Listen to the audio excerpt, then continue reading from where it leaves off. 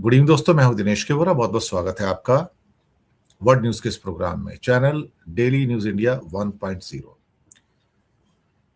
दोस्तों, आज बात करने जा रहे हैं हम पाकिस्तान का सैटेलाइट जो कि चाइना ने लॉन्च किया है। स्पाई सैटेलाइट है, जी हाँ, इसको लॉन्च किया गया है। बांग्लादेश के बारे में बात करेंगे, जरूर बात करेंगे, और वोटिंग में क्या हुआ है। अब काउंटिंग भी सुना स्टार्ट हो गई है, तो आज रात या कल सुबह तक, कल दोपहर तक हो सकता है कुछ रिजल्ट्स वगैरह क्लियर हो जाएंगे। और बीएनपी को पूरी उम्मीद है, जो मैंने डेली स्टार का रिपोर्ट देखा अभी, कि बीएनपी को पूरी उम्मीद है कि तारिक रहमान नए प्राइम मिनिस्टर होंगे। चलिए, अच्छी बात है।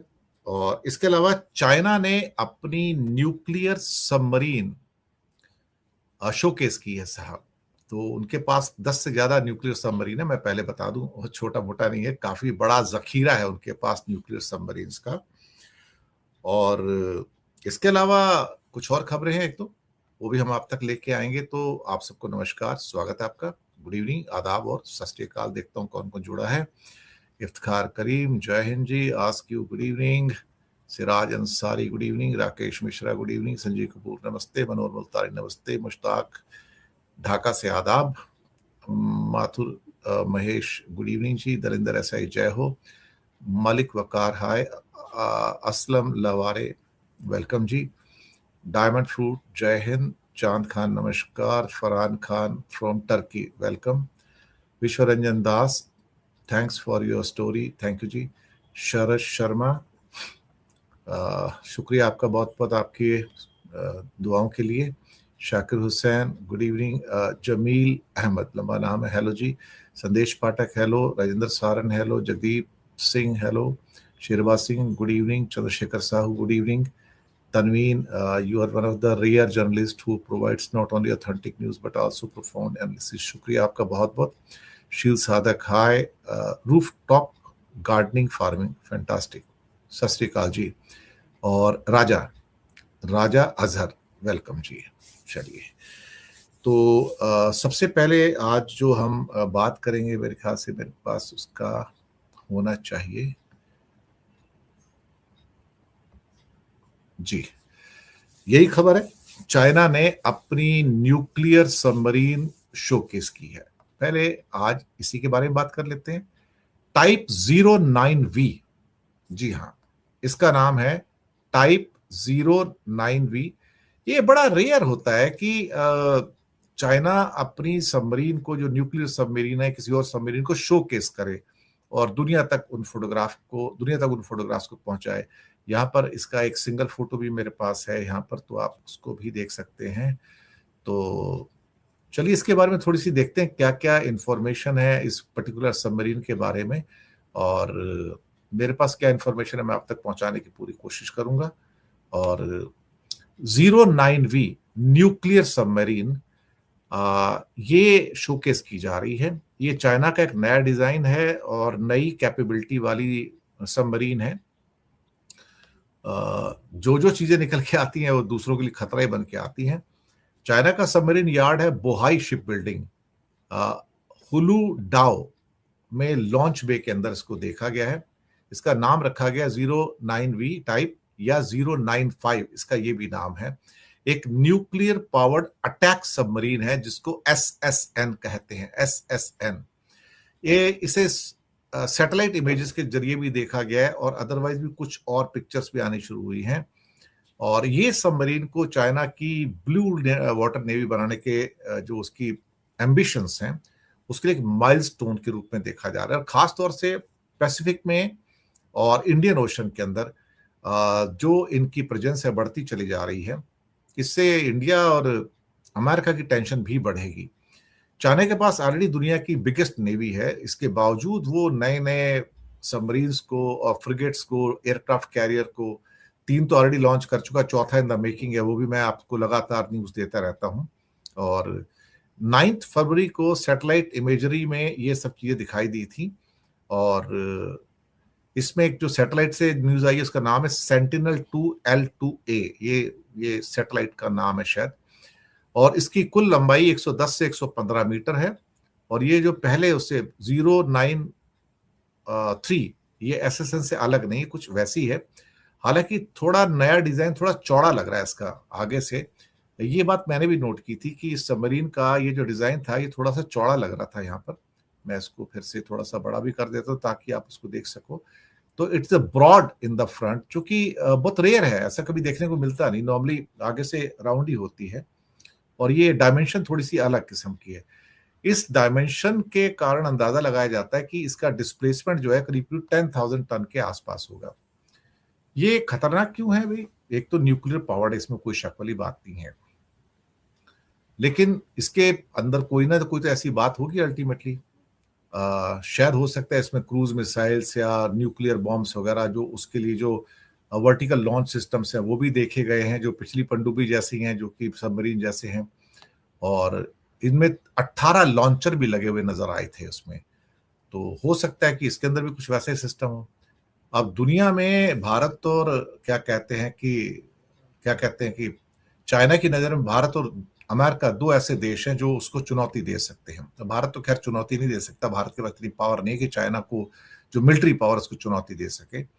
लेकिन उसके बावजूद अमेरिका को तो चुनौती दे रहा है। उसका एक्चुअली ओपनली उनकी थ्योरी भी है ये कि जो चैलेंज है वो अमेरिका है एक्चुअली।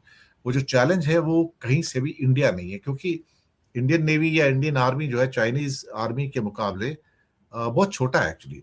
तो वो साइज में बहुत कम है, और हमारा बजट भी ऑलमोस्ट देखा जाए तो क्या कहूँ कि ऑलमोस्ट 25% ऑफ चाइनाज बजट है।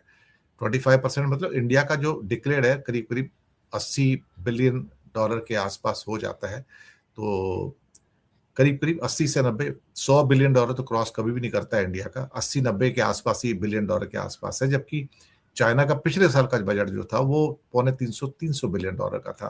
लेकिन चाइना की एक अलग बात है कि चाइना पूरा बजट डिक्लेयर नहीं करता कभी। अगर सपोज करो 300 बिलियन डॉलर डिक्लेयर करेगा या 275 बिलियन डॉलर डिक्लेयर करेगा, तो ऑलमोस्ट उसके बराबर का दूसरा इतना ही बजट होगा जिसको वो डिक्लेयर नहीं करता है। तो चाइना इस मामले में ऑलमोस्ट मुझे लगता है कम से कम 500 बिलियन डॉलर तो खर्च करता ही होगा, जो उसका हिडन जो एक्सपेंडिचर है। कुछ वैसे ही जैसे कि उनके पास एटम बम भी 600 हो गए हैं, और हर साल वो करीब करीब 100 एटम बम जोड़ते चले जा रहे हैं, और अमेरिका कुछ नहीं कर पा रहा उसका, बाकी कोई भी देश उसका कुछ नहीं कर पा रहा। आज चाइना अनस्टॉपेबल है। चाइना को स्टॉप करना या चाइना को कुछ करना बहुत बहुत मुश्किल होता चला जा रहा है। अभी जब मैं एक न्यूज दे रहा हूं, आपसे बात कर रहा हूं, तो एक बहुत स्टनिंग न्यूज निकल कर आ रहा है। वो स्टनिंग न्यूज है कि कुछ हो सकता है कि एक समझौता रशिया और अमेरिका के बीच में हो सकता है, पुतिन और ट्रंप के बीच में। और एक रशिया से एक मीमो इशू हुआ है। जी हाँ, at the heart of the offer is Russia's return to the dollar settlement system, a move which mean a stunning reversal of Kremlin policy and potentially a dramatic shake-up for the global finance। ये क्या हो रहा है भाई ultimately कि Putin शायद 2-3 शर्तों के साथ में रशिया को वापस, यानी कि पुतिन को वापस स्विफ्ट के सिस्टम में अंदर लाना चाहता है। वो स्विफ्ट का वही सिस्टम है जो ये वो पाइपलाइन है जहां से डॉलर फ्लो करता है या फॉरेन करेंसी फ्लो करती है। और इंडिया भी जो उससे तेल खरीदता था उसका डॉलर में पेमेंट नहीं कर पाता था रशिया को, रूपी रूबल वोस्त्रो अकाउंट में होता था। लेकिन ये एक नया नोट निकल के आया क्रेमलिन से, यानी कि मॉस्को से।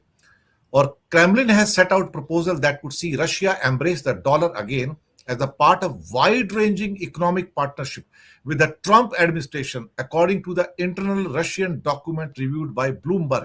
और ये ब्लूमबर्ग की बड़ी रिपोर्ट आई है सारी की सारी। इसके अंतर्गत कई इसके पॉइंट्स हैं, मैं अभी उन पॉइंट्स को डिस्कस यहाँ पर नहीं करूंगा, लेकिन बड़ी इंटरेस्टिंग चीजें निकल कर आ रही हैं। इसमें 7 पॉइंट्स हैं, और एक उसमें इंटरेस्टिंग पॉइंट ये है कि अमेरिका और रशिया मिलकर रशियन एरिया के अंदर ऑयल का एक्सप्लोरेशन करेंगे साहब। यानी कि अमेरिका तो ऑयल का किंग बनना चाहता है। मैं बाकी पॉइंट्स भी एक अलग से एपिसोड बना के इसको मैं पेश करूंगा, क्योंकि अभी ये न्यूज ब्रेक हो रही है एक्चुअली ब्लूमबर्ग की तरफ से एक्चुअली, और दुनिया में अभी ये चल रही है। तो जैसे ही कुछ न्यूज आगे बढ़ेगी तो मैं आप तक पहुंचाऊंगा। But this is very stunning news कि रशिया में come back into the SWIFT pipeline, जहां से वो डॉलर के अंदर पूरी दुनिया में ट्रांजैक्शन कर पाएगा। ये पुतिन और ट्रंप का अंदर का समझौता क्या हो सकता है वेरी नियर फ्यूचर में, ये उसकी एक तस्वीर है। ये जो अभी जो लेटेस्ट ब्रेकिंग न्यूज में चल रहा था वो मैंने अब तक उसको पहुंचाया है ये, और बहुत बड़ी न्यूज है। बांग्लादेश के इलेक्शंस यहाँ संपन्न हो गए, वोटिंग भी स्टार्ट हो गई है वहां पर। और वहां पर मैं कोशिश कर रहा था कि मुझे पूरा फाइनल फिगर मिल जाए कि कितनी वोटिंग हुई है, परसेंटेज क्या हुआ है।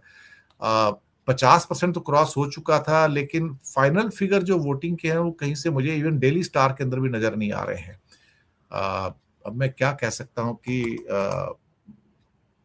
किसी और पे तो अभी मुझे इस किस्म की जानकारी मिल नहीं रही है जो मुझे बताए कि उसके फाइनल फिगर्स वोटिंग के क्या निकल के आए वहां से। और मैंने ढाका ट्रिब्यून पे भी जाकर कोशिश की है कि जो उनका मेजर न्यूज़पेपर है, कि मुझे ये पता लगे कि भाई कितना अल्टीमेटली जो उनका वोटिंग हुआ है। तो वो फाइनल फिगर मैं ढूंढ नहीं पा रहा हूँ, मेरे तक पहुंच नहीं पा रहा है। लेकिन लेट आफ्टरनून तक ऑलरेडी 50% क्रॉस कर चुका था, ये मुझे पता है। और अब सुनने में आया कि वहां पर जो काउंटिंग है वो स्टार्ट हो चुका है, और हो सकता है कि सुबह तक या कल दोपहर तक आपके सामने बहुत सारे नतीजे आने शुरू हो जाए। वहां पे कॉन्स्टिट्यूंसी इतनी बड़ी नहीं है, क्योंकि बांग्लादेश इतना बड़ा नहीं है, 17 करोड़ की पॉपुलेशन है, सिर्फ 300 सीटें हैं वहां पर।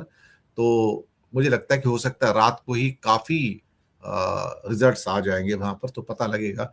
लेकिन मेरी उम्मीद, अपना हो सकता है मैं गलत भी हूं, मेरी उम्मीद यह है कि शायद तारिक रहमान बड़ी विक्ट्री के साथ आ रहे हैं। तारिक रहमान बीएनपी की बड़ी विक्ट्री हो सकती है, 2/3 से ज्यादा मेजोरिटी उनकी हो सकती है। हालांकि बहुत सारे लोग ये कहने की कोशिश करें कि जमात इस्लामी भी जीत सकती है।